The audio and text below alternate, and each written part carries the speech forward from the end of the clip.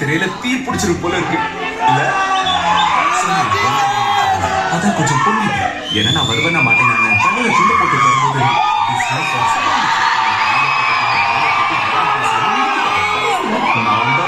ஒரே ஆட்டம்.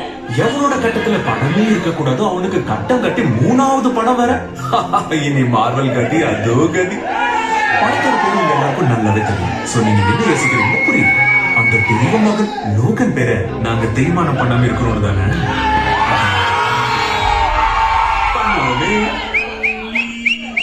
ஆனா யாருக்கும் தெரியாத ஒரு சீக்கிரட்டை போட்டு உடைக்க போறேன். நம்ம லோகநாத இன்னும் சாகல.